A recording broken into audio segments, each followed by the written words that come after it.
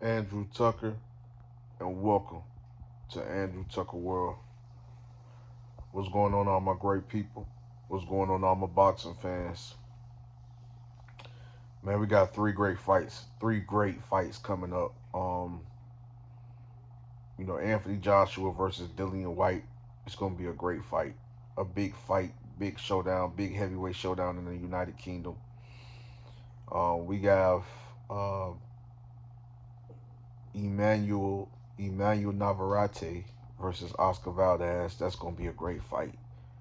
Those two fighters right there are two monsters, and they come in to fight. It's gonna be an epic war, epic battle. When you combine those two styles, you're gonna have a war. I even believe it's gonna be a war until that leads to a stoppage when it comes to Anthony Joshua versus Dillian Whyte. I think Dillian Whyte is gonna have his moments. He's gonna surprise us. He's gonna surprise some people. He's still a top heavyweight for a reason. Um, and I think he's gonna challenge Joshua. I think he's gonna push him in a way. Joshua's gotten a lot better as a fighter. He's more of a pure boxer puncher now, and a very dangerous heavyweight. Under Derrick James, under a great trainer like Derrick James, and Emanuel Navarrete, and Oscar Valdez is going to be a war. You know, you know when it comes to these smaller weight classes, you know what I'm saying, especially in the weight class of Oscar Valdez, weight class of Emmanuel Navarrete, whether you moving up or you move down or moving up. A lot of those weight classes, around those weight classes, a lot of those warriors they come to fight. Throw sometimes 100 punches per round or more than 100 punches per round. You're gonna get an entertaining fight. You're gonna get an epic battle. You're gonna get a war, and you got great fights coming up. These just I'm just talking about the fights that's coming up. August the 5th. We have a great fight. Jake Paul.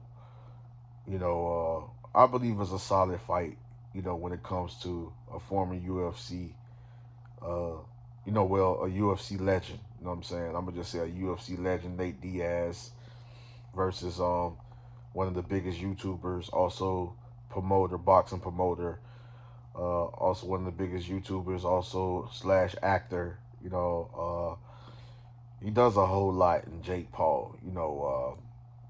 I think it's a fun, entertaining fight to watch. I think it's gonna be interesting to see. You know what I'm saying? Because I know Nate Diaz is looking to knock Jake Paul head off, but I think when it comes between the two, when it comes to them two, I could say that Jake Paul is slightly the better boxer as far as the experience. Not just the experience I look at, because Nate Diaz, he's been in and out. As far as knowing the basics of boxing. He has the basic fundamentals, the basics of boxing. He's been in and out for a long time.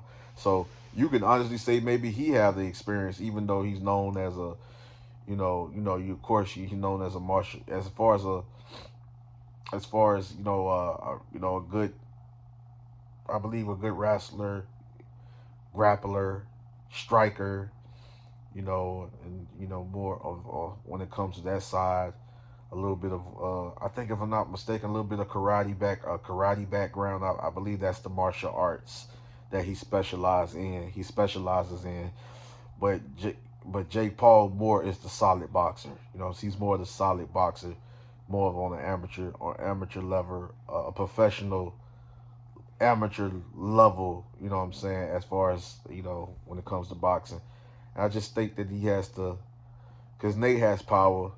Nate, of course, Nate is older, so I know people looking at the age. Nate is gonna get stopped. He might not be the same fighter.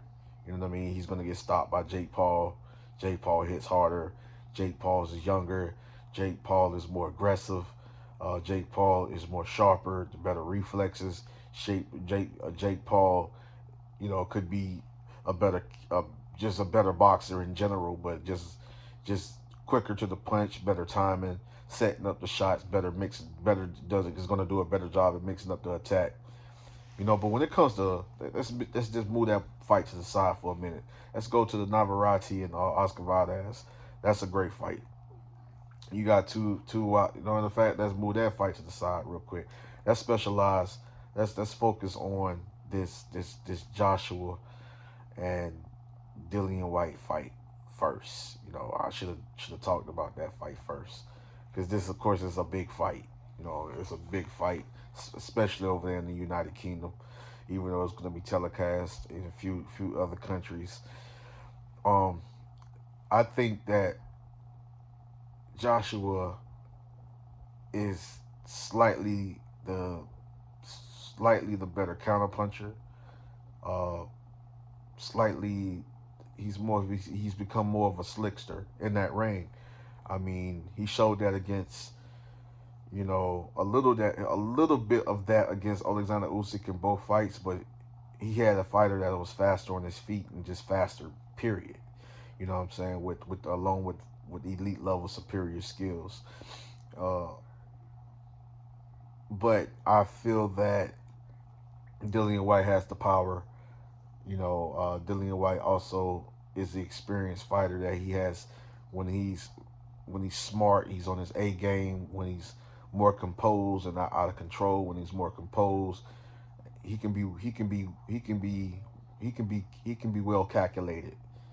He can be well calculated with being smart with his punch selection, countering, you know, working the body, go back upstairs to the head. His punch placement can be better when he's 100% focused, and not wild and reckless and throwing wild shots. When he's more composed in a rhythm, it's going to be a competitive fight if that Dillian Whyte shows up. He's a dangerous boxer puncher. Joshua's become more of a pure boxer puncher where he's faster on his feet. He works the angles. He's going to be countering, sticking, and moving, loading up on combinations, in range, out of range. His movement is going to be the problem for Dillian. That's what separates him in that fight. But it's still a dangerous fight because you got two hard-hitting heavyweights, two dangerous boxer punches. Dillian comes being wild and swinging wild and trying to go for haymakers and wild wide hooks and wild shots, leaving himself wide open. Joshua is going to take advantage of that, capitalize on his mistake, every mistake that he make, and he's going to make him pay, and it leads to a stoppage. You know what I'm saying? Even though I think, well, it gets to a point where while Joshua slightly breaks him down to get the stoppage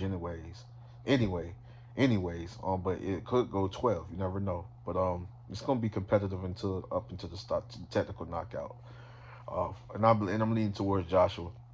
Navarrete. Before I end this video, I'm gonna say Navarrete, Emanuel Navarrete, and Oscar Valdez. Are great fighters, and I think this style makes a highly competitive chess match that turns into a war, back to a chess match, back into a war, fought on the inside and the outside, throwing a lot of punches per round, being smart with their punch selection, mixing up their attack, getting into rhythm. Both are going to get into rhythm. Both are going to have their moments. Both are going to make the adjustments. Both are going to apply pressure. Both is going to come forward, at times back paddle, at times lateral, move laterally.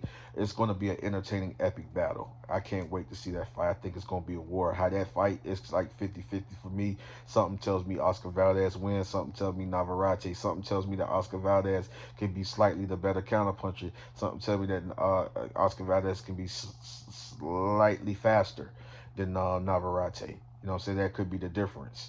And then better at, working angles, and better at, he can pivot, he can do little things. Navarrete is a decent technical brawler, in a way, boxer puncher, but your Oscar Valdez could be somewhat of a slickster and a pure boxer in a way, but he's also a dangerous boxer, puncher, technical brawler as well. And it's going to be a great fight. You guys let me know who wins these fights, and you guys are ready for these fights. Andrew Tucker World, I'm out. Much love and respect.